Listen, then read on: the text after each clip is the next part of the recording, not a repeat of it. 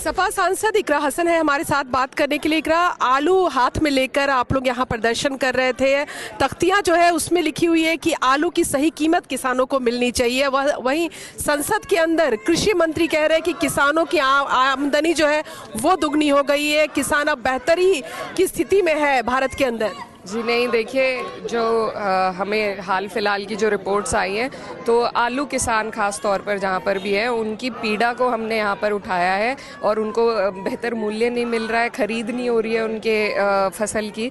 तो ये सारी जो समस्याएं हैं उन्हीं को देखते हुए आज कृषि मंत्री जी कई सवालों पर जवाब दे रहे थे। लेकिन लगातार हम देख रहे हैं इस देश में किसानों की आय घटती जा रही है और जो डील हुई है यूएस के साथ जिसमें भी बहुत सारी चीज़ें ऐसी खोली गई हैं जिसका अभी हमें अभी तक भी पता नहीं चला है कि क्या उसका फ़र्क किसानों की आय पे पड़ेगा।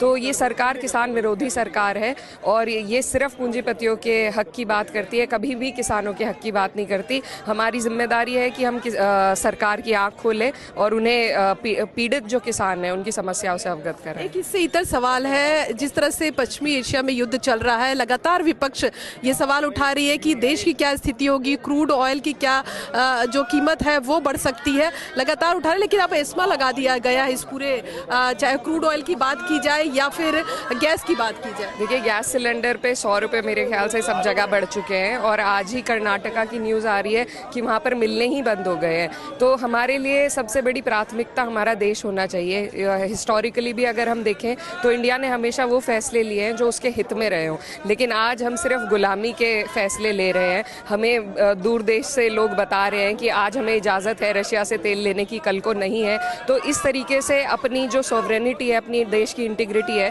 उस पर जिस तरीके से सरकार ने हमारे देश को अंधकार में धकेला है, इसका परिणाम अब हमारे सामने आ रहा है। क्रूड ऑयल का कुछ पता नहीं है कब तक है कब तक नहीं है, कितना उस पर दाम बढ़ सकता है। एलपीजी पे ऑलरेडी दाम बढ़ गया है।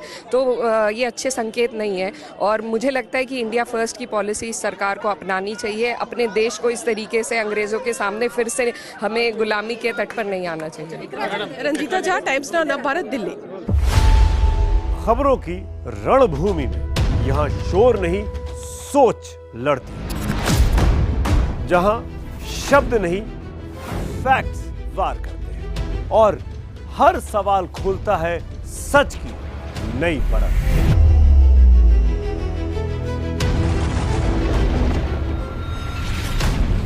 चक्रव्यूह आपके अपने सुमित अवस्थी के साथ सोमवार से शुक्रवार शाम 6:57 पर टाइम्स नाउ नवभारत पर।